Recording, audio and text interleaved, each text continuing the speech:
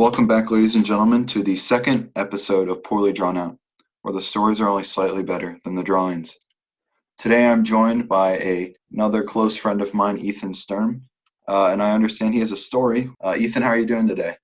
I'm doing fantastic, Curtis. How are you doing? I'm doing really well. All right, so for all of you viewers out there, you're in for a treat today because now you'll be able to hear one of Curtis and I's favorite experiences of all time. This is our first year of Boy Scout summer camp, and let me just paint the picture a little bit. So, Curtis and I went to this camp when we were 11 years old, and this was the first time that we were away from our parents and our homes. And let me just say that this was an exciting experience for both of us. Yes. We both had our bags packed, ready to go. And I might add that we weren't the best packers at the time, so our belongings consisted mostly of snacks and valuables and not a lot of essentials like toothbrush or deodorant or anything like that. So we were not well prepared, but that didn't stop us from having a good time. So on the first night, we got to this camp. This was Camp Joy, which, don't let the name fool you. There was a lot of negative emotions as well. Yes. And so when we got to this camp, we had to set up our tents, which the setting up of the tents went okay, but the placement of our tent was maybe not a great idea. A lot of the adult leaders were telling us that we should definitely not put our tent in the hole. But what did we do? We put our tents in the hole because we wanted to have our tent next to Luke and Ben's tent, and they built their tent right next to the hole. So, of course, we built our tent right next to theirs in the hole. And we were like, I don't think it'll rain, and even if it does, our stuff won't get that wet. But oh no, we were wrong. So that night we went to bed, and yes, it rained the first night, and we actually prepared for it a little bit. We thought that it would seep in through the floor or come in through the sides of the tent. So we made a big stack of our stuff in the middle of the tent, and then we put all of our valuables, like our snacks and our cell phones, and Curtis even had a library book. We just put that on top of the pile where it was safe from the water that seeped in through the ground.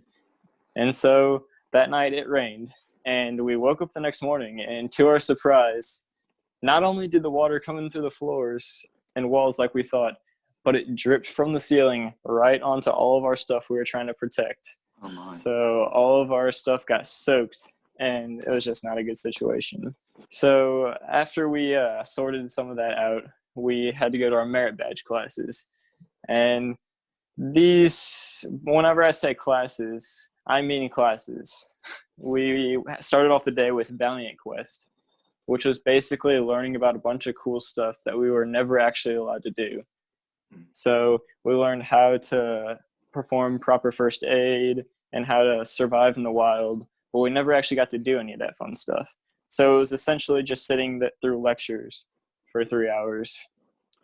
But after that, our day went a little bit up because we had nature, which nature was a combination of taking walks and contracting poison ivy. That was one of the highlights of our day. After our classes were done, it was time for lunch. So we went to the dining pavilion to eat, and as soon as we got there, we knew something was wrong.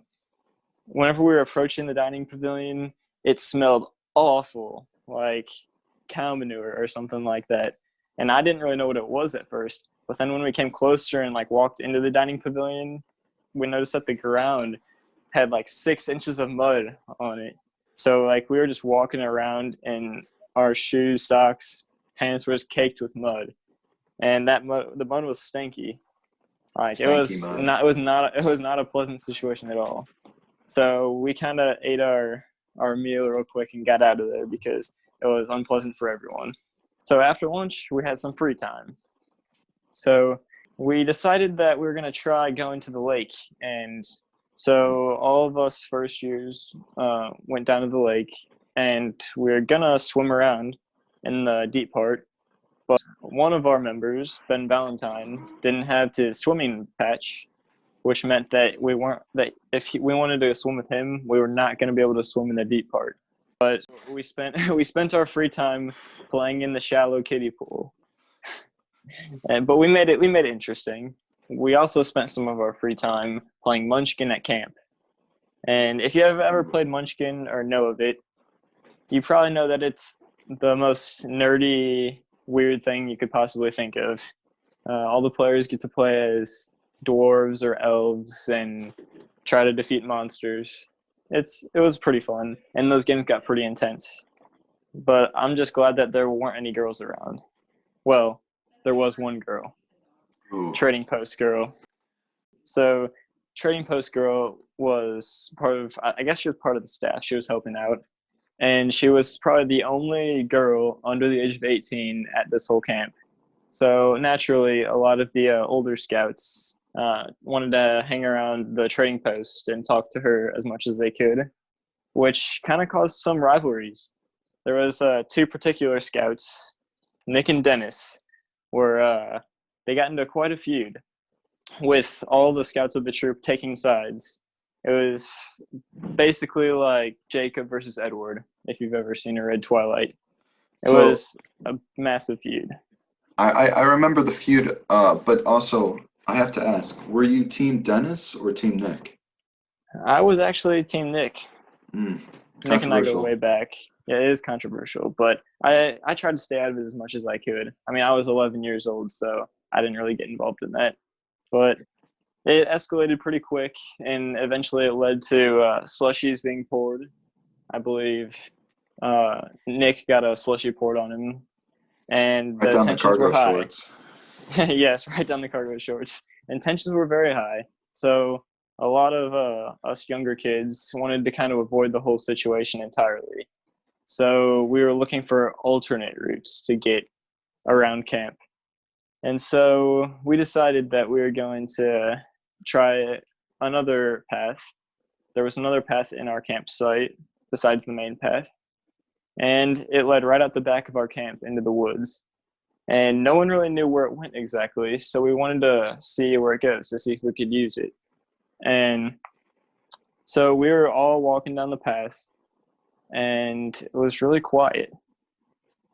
But then all of a sudden, bzzz, bzzz, there was buzzing all around us. We ran for our lives. We didn't know what it was. All we could feel is sharp pains on our neck, arms, legs. Well, everyone was in a panic. It was every man for themselves.